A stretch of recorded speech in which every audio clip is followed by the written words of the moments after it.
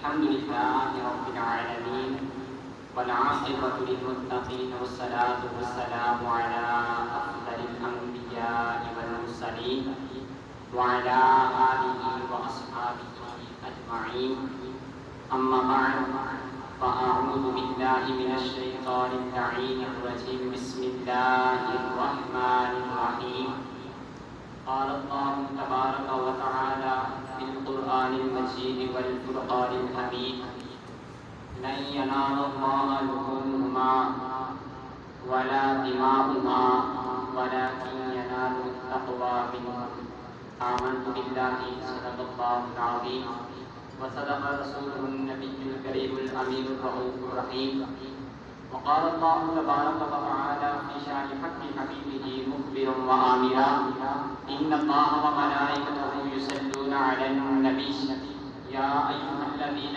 آمنوا صلوا عليه وآله وسلموا تسليما بلند آواز سے پڑھیے الصلاۃ والسلام علیک یا سیدی یا رسول اللہ وعلی آلک وأصحابک یا حبیب اللہ الصلاۃ والسلام علیک یا سیدی یا رسول اللہ اللہ جم جم کے پڑھ لیجیے الصلاۃ والسلام علیک یا سیدی یا رسول اللہ وعلی آلک وأصحابک یا سیدی یا رحمت للعالمین۔ ہم جو درود پاک پڑھتے ہیں یہ درود پاک ہم صرف اور صرف کریم آقا علیہ السلام کی ذات مبارکات پر یہ پڑھتے ہیں۔ ہمارا نظریہ ہمارا مقصد کسی کو دکھانا نہیں، کسی کو ستانا نہیں،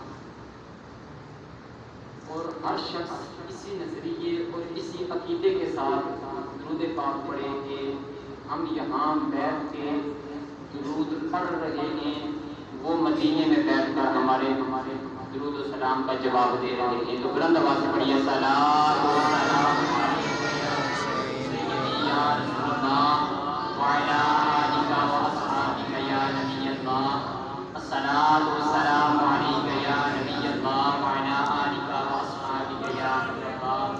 مختصراً حمد و سلام کے بعد نہایت ہی واجب القدر واجب الاحترام عزیز السلام علیکم ورحمۃ اللہ وبرکاتہ۔ احباب ذی احتشام، قرآن لاریب سے ایک آیت مقدسہ پڑھنے کا شرف حاصل کیا۔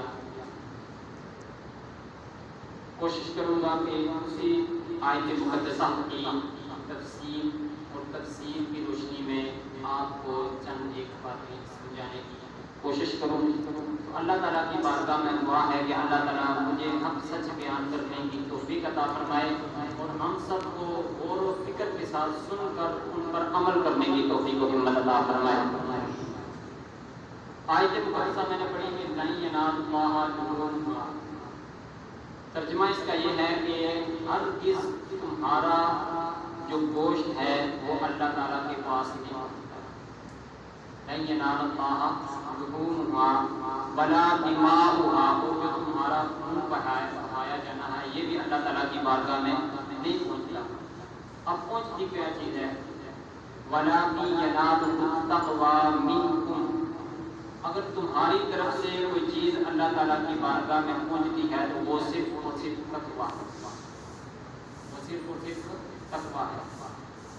آپ احباب اس بات سے بخوبی واقف ہوں گے کہ ابھی 2 دن باقی ہیں کہ وقت عید قریب آ رہی ہے، اور ہمارے چند صاحب نصاب ایسے لوگ بھی ہیں جو اس مبارک دن میں حضرت سیدنا ابراہیم خلیل اللہ علیہ السلام کی سنت کو زندہ کرتے ہوئے قربانی دیتے ہیں۔ تو احباب ذی احتشام، اسی قربانی کے حوالے سے چند ایک مسائل لے کر آپ کے سامنے حاضر ہوں۔ اللہ تعالیٰ کی بارگاہ میں دعا ہے کہ اللہ تعالیٰ ہم سب کو عمل کی توفیق عطا فرمائے۔ سب سے پہلا مسئلہ جو آیت مقدسہ سے ہم پر وارد ہو رہا ہے وہ یہ ہے کہ اللہ تعالیٰ کے پاس نہ ہی ہمارا گوشت اور نہ ہی جو ہمارا جو قربانی کا خون ہے وہ اللہ تعالیٰ کی بارگاہ میں نہیں پہنچتا، بلکہ جو گوشت ہوتا ہے جانور کا وہ ہم غربا، مساکین، رشتہ دار اور اپنے گھر کے اندر تقسیم کر دیتے ہیں. جس طرح کہ قربانی کے جانور کی جو تقسیم ہوتی ہے کہ اس کے 3 حصے کیے جائیں، ایک حصہ اپنے گھر میں رکھیں اور ایک حصہ جو ہے وہ اپنے عزیز و اقارب اپنے رشتہ دار سے بانٹ دیجیے، اور جو تیسرا حصہ ہے جو غربا، مساکین، فقیر جو لوگ ہیں ان کی طرف جو ہے وہ تقسیم کر دینا چاہیے. اور جو گوشت کی جو دوسری تقسیم ہے وہ یہ ہے کہ اگر کوئی شخص اللہ تعالیٰ کی رضا کے لیے قربانی کر رہا ہے، اگر وہ شخص وہ جتنا بھی گوشت ہے اس میں سے چند ایک حصہ اپنے گھر میں رکھ کر اگر وہ باقی سارے کا سارا گوشت تقسیم بھی کر دے تو اس میں بھی کوئی حرج نہیں ہے، اور ایسا کر بھی لینا چاہیے. کیونکہ جو غربا اور مساکین ہوتے ہیں کہ ان کے پاس یہ چیز ہر شخص کی کوشش ہونی چاہیے کہ یہ جو چیز ہے ان کے پاس پہنچ جائے. اور جو خون ہے اس کے بارے میں کریم آقا علیہ السلام نے ارشاد فرمایا کہ جو شخص قربانی کا جانور ذبح کرتا ہے اس ذبح کرنے والے جو جانور ہوتا ہے اس جانور کا جو خون کا پہلا قطرہ ہے وہ زمین پر بعد میں گرتا ہے، اللہ تعالیٰ کی طرف سے اسے پہلے جنت کی خوشخبری عطا فرما دی جاتی ہے. اور اس شخص کو خون کا قطرہ زمین پر پہلے گرنے سے قبل اس قربانی کو اللہ تعالیٰ اپنی بارگاہ میں قبول فرما لیتا ہے. اب کن شرائط پر اور کس عمل کی بنا پر اللہ تعالیٰ اس قربانی کو اپنی بارگاہ میں قبول فرمائے گا، یہ ضرور اس کو غور کے ساتھ توجہ کے ساتھ سماعت کرنا ہے. وہ جو عمل ہے وہ یہ ہے کہ وَلَٰكِن يَنَالُهُ التَّقْوَىٰ مِنكُمْ. اب یہ بات تو کلیئر ہو چکی ہے کہ جو گوشت ہے وہ اپنے گھر میں رکھتے ہیں یا مساکین میں دے دیتے ہیں یا عزیز و اقارب میں دے دیتے ہیں، اور جو خون ہے وہ زمین کے اندر ہم دفن کر دیتے ہیں. اب آخری جو چیز ہے وَلَٰكِن يَنَالُهُ التَّقْوَىٰ مِنكُمْ.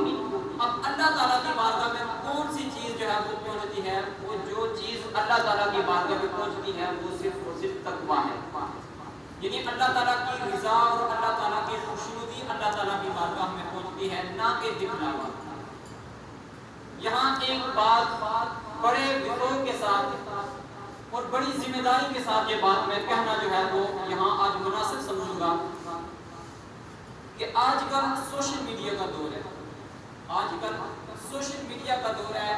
ہر دوسرا شخص، ہر تیسرا شخص یہی اس کی کوشش ہوتی ہے کہ جب وہ جانور کو ذبح کر رہے ہوتے ہیں یا تو اس کی تصویر بنائے گا یا اس کی چھوٹی سی ویڈیو کا کلپ بنائے گا، اسے یا اپنے واٹس ایپ اسٹیٹس پہ لگا دے گا یا اسے فیس بک، یوٹیوب وغیرہ دیگر جو ہے وہ جتنے بھی آلات ہیں ان پہ جو ہے وہ اس کو وائرل کر دے گا.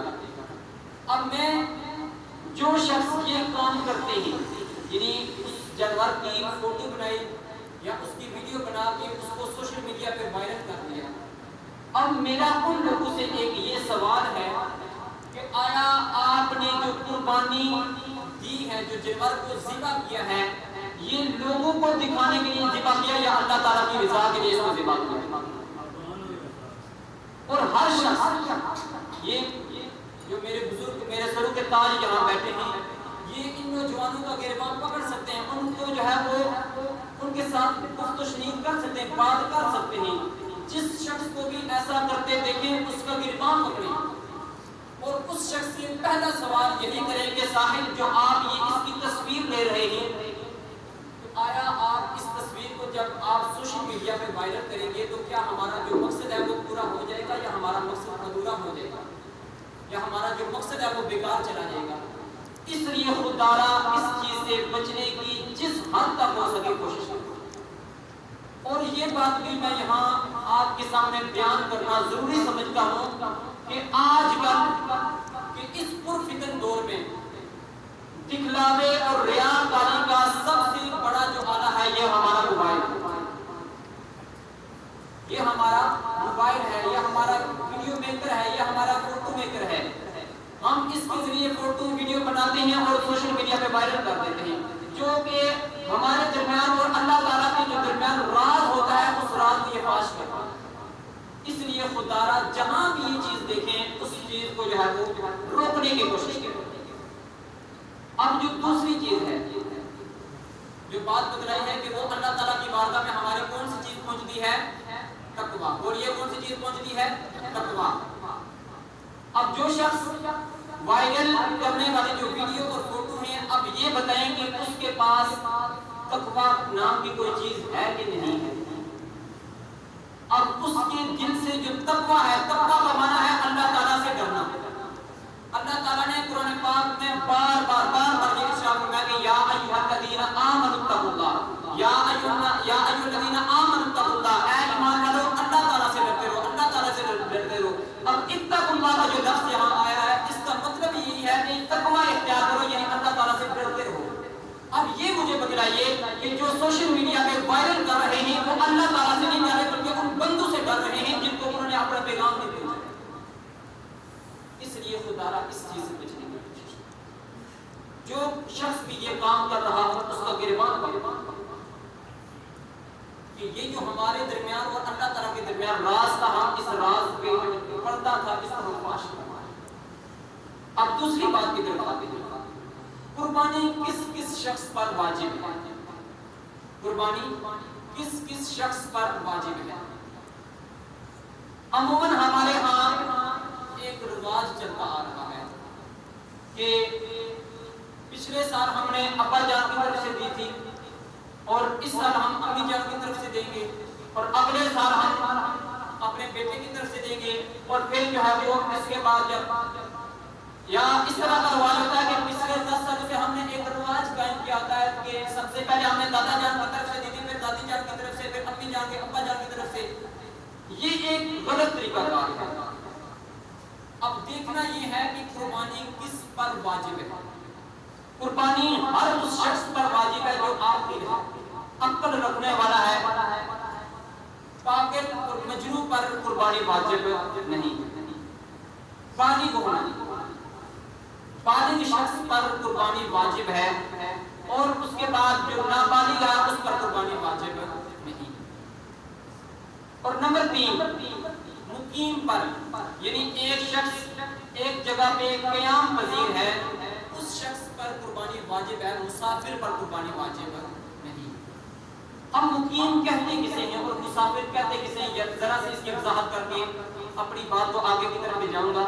مقیم وہ شخص ہے کہ جس کا وطن اصلی یعنی اس کی جائے ولادت اسی جگہ پر، جس جگہ پر وہ قربانی کر رہا تھا اس شخص کو کہتے ہیں مقیم. اور مسافر وہ شخص ہے کہ جو اپنے گھر سے اپنے وطن اصلی سے نکل چکا ہے اور اس کی جو فنا فی المیدان ہے اس سے جو ہے وہ نکل چکا ہے.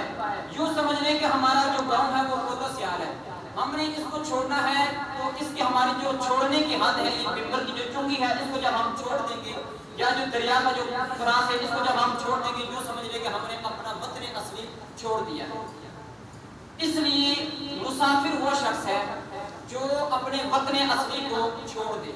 اب چھوڑنا کس بنا پر ہے کہ جب اس شخص کا ارادہ یہ ہو کہ میں نے سفر 92 کلومیٹر کی حد تک کرنا ہے، 92 کلومیٹر اور بعض فقہاء نے لکھا ہے کہ 100 کلومیٹر ہو یا 92 کلومیٹر ہو، اس حد تک اگر کسی شخص نے سفر کرنا ہو تو وہ شخص مسافر ہے. اور دوسری مسافر کی دوسری قسم یہ ہے کہ اگر ایک شخص کسی کام کی غرض سے ایک شہر سے دوسرے شہر کی طرف جاتا ہے کہ جس شہر کی مسافت 92 کلومیٹر سے زائد ہے، وہاں جا کر وہ 15 دن سے کم تک قیام کرنا چاہتا ہے، یعنی پورے 15 دن یا 15 دن سے کم تک قیام کرنا چاہتا ہے، تو اب وہ شخص 15 دن کے لیے وہاں مسافر ہے. اگر 15 دن سے زائد تک کے قیام کرنے کا اس کا ارادہ ہے تو پھر وہ وہاں جا کر مقیم ہو جائے گا، وہ مسافر نہیں. اسی لیے فرمایا کہ جو مقیم ہے، جو قیام پذیر ہے، جو اپنے اصلی میں رہتا ہے اس شخص پر قربانی واجب ہے اور نہ کہ مسافر پر قربانی واجب نہیں ہے. اب کی چوتھی اور آخری جو شکل ہے، جو صورت ہے وہ یہ ہے کہ صاحب نصاب پر قربانی واجب. اب صاحب نصاب کہتے کسے ہیں؟ صاحب نصاب ہر اس شخص کو کہتے ہیں کہ جس کی ملکیت میں، الفاظ پہ غور کیجیے گا، ہر اس شخص کو کہتے ہیں کہ جس کی ملکیت میں 52.5 تولے چاندی یا 7.5 تولے سونا یا اس کے برابر رقم اس کے پاس ہو تو وہ شخص صاحب نصاب ہے۔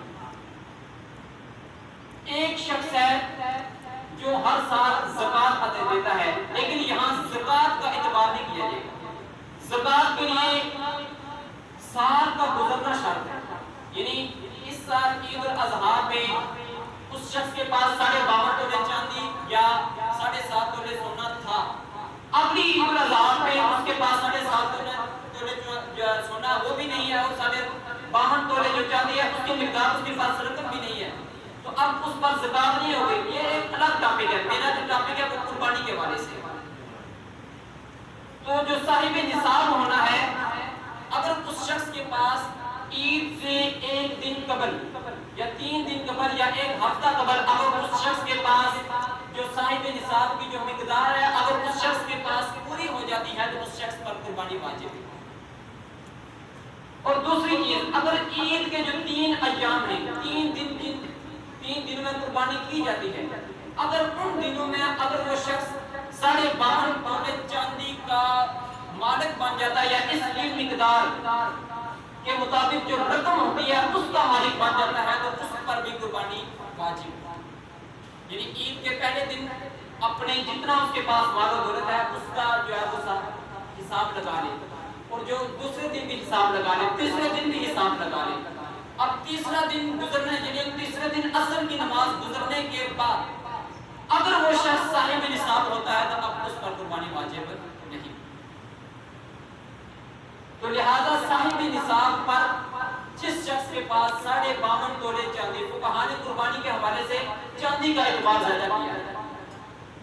اور دوسری چیز، جس شخص کے پاس ضروریات عصری یعنی ایک شخص ہے اس کے پاس کپڑے ہیں، اگر وہ 3 جوڑے کپڑے کے پہنتا ہے اور باقی جو 4 جوڑے ہیں وہ اس نے اضافی رکھے ہیں، ان پہ وہ جو پہنتا نہیں ہے، اب ان کا بھی اعتبار کیا جائے گا۔ گھر کے اندر اس نے کچھ ایسی چیزیں رکھی ہیں جو وہ استعمال کرتے ہیں، لیکن کچھ ایسی چیزیں بھی ہیں جن کو وہ استعمال نہیں کرتے، یعنی ضرورت سے زائد ہیں، اب ان کا اعتبار، جو ضرورت والی ہیں ان کا اعتبار نہیں کیا جائے گا، جو ضرورت سے زائد ہیں ان کا اعتبار کیا جائے گا۔ اور جو تیسری چیز ہے، ایک شخص نے مکان بنایا، مکان کی ایک فلور پہ وہ رہ رہے ہیں، جو اوپر والا فلور ہے وہ خالی پڑا ہوا ہے، اب اس پر قربانی جو ہے وہ واجب ہوگی۔ اس کا حساب و کتاب، اس کی جو رقم ہے اس کا حساب و کتاب لگایا جائے گا، اگر وہ قربانی کے نصاب تک پہنچتی ہے تو پھر قربانی اس پر واجب ہوگا۔ اس جو مکان جو اوپر خالی پڑا ہوا ہے، اور ایک ایسا شخص ہے جس کے پاس ایک مکان ہے یا 2 ہیں یا 3 ہیں یا 4 ہیں، چند ایک جتنے بھی اس کے پاس جو ہے وہ فلیٹ ہیں وہ اس نے کرائے پہ لگائے ہوئے ہیں، اب ان کرائے کے جو مکان ہیں ان کی مالکیت کا حساب کیا جائے۔ اب کیونکہ اس کی جتنا بھی کرایہ اور جو اس کی مالکیت ہے وہ اس مالک کے پاس پہنچ رہی ہے، تو لہٰذا اس مالکیت کا حساب لگا کر اگر وہ شخص صاحب نصاب بن رہا ہے تو اس پر قربانی واجب ہے۔ یہ چھوٹے چھوٹے مسائل ہیں جن کو سیکھنے کی ضرورت ہے۔ یہ صاحب نصاب کے حوالے سے اگر کسی شخص نے اس بارے میں ڈیٹیل پوچھنی ہے تو جمعہ کے بعد بیٹھ کے پوچھ سکتا ہے، لیکن میں یہاں 1-2 اور باتیں جو ضروری سمجھتا ہوں جو آپ سے کرنی ہے۔ سوال یہ ہوتا ہے کہ کیا ہم نبی پاک صلی اللہ علیہ وآلہ وسلم کی طرف سے قربانی میں حصہ ڈال سکتے ہیں کہ نہیں ڈال سکتے؟ اس کا جواب یہ ہے کہ ہم نبی پاک صلی اللہ علیہ وآلہ وسلم کی طرف سے قربانی میں حصہ، وقت اوپر جا رہا ہے، اگر آپ لوگوں کی اجازت ہو تو میں 2 سے 3 مسائل آپ کو سمجھانا چاہتا ہوں، اگر آپ کی اجازت نہ ہو تو میں انہی الفاظ پہ اختتام کروں۔ ٹھیک ہے جی، ٹھیک ہے، اجازت ہے؟ کسی کی طرف سے کوئی گلا تو نہیں ہوگا؟ سوال یہ ہوتا ہے کہ کیا ہم نبی پاک صلی اللہ علیہ وآلہ وسلم کی طرف سے قربانی میں حصہ ڈال سکتے ہیں کہ نہیں ڈال سکتے؟ یہاں ایک روایت یہ ہے کہ کریم آقا علیہ السلام کی یہ عادت مبارکہ تھی کہ جب بھی آپ صلی اللہ علیہ وآلہ وسلم قربانی کرتے تھے تو 2 مینڈے ذبح کیا کرتے تھے۔ تو تو پوچھنے والوں نے پوچھا کہ یا رسول اللہ صلی اللہ علیہ وسلم آپ 2 مینڈے کیوں ذبح کرتے ہیں؟ فرمایا کہ ایک میں اپنی طرف سے کرتا ہوں اور جو دوسرا ہے وہ اپنی غریب امت کی طرف سے قربان کرتا ہوں۔ اگر کریم آقا علیہ الصلوۃ والسلام ان کے بارے میں ہم نے کتنی بار یہ باتیں سنی ہوگی کہ آپ نے 3 4 دن تک آپ نے فاقہ دیکھا، لیکن اس کے باوجود بھی آپ صلی اللہ علیہ وسلم اپنی امت کی طرف سے قربانی ضرور ادا فرمایا۔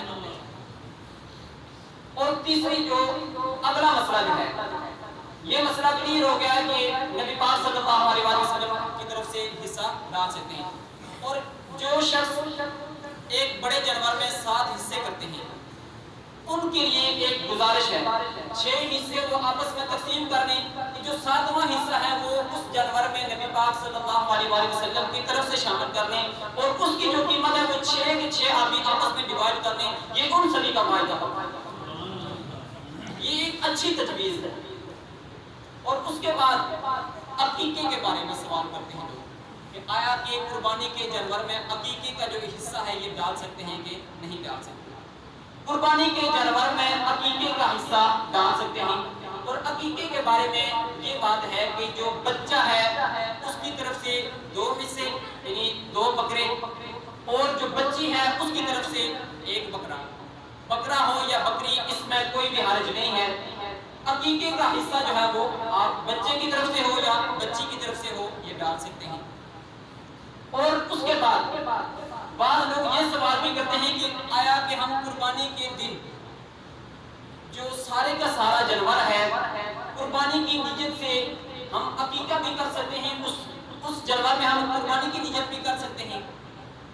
اگر 6 حصے آپ نے عقیقے کے رکھے ہیں تو اس میں 7واں حصہ قربانی کا لازمی ہونا چاہیے، یا 2 حصے یا 3 حصے یا 4 حصے یا 5 حصے قربانی کے لازمی ہونے چاہیے، اور ضروری اور اختیار اسی چیز میں ہے کہ عقیقے کے کم حصے ہوں، قربانی کے زائد حصے ہوں، اس فائدہ اس چیز میں۔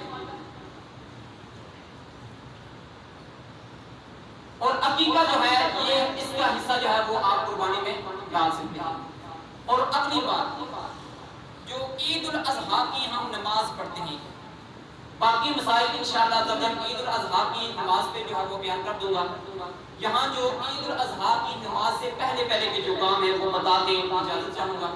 عید الاضحیٰ کی نماز سے قبل ہر شخص کو چاہیے کہ وہ غسل کرے، یہ غسل کرنا سنت ہے، اور اس کے بعد نئے کپڑے اگر میسر ہوں تو وہ پہن کے آنا یہ سنت ہے، اور اس کے بعد عیدگاہ کی طرف آتے ہوئے تکبیرات تشریق یعنی اللہ اکبر لا الہ الا اللہ واللہ اکبر وللہ الحمد، یہ بلند آواز سے پکارنا یہ بھی سنت ہے۔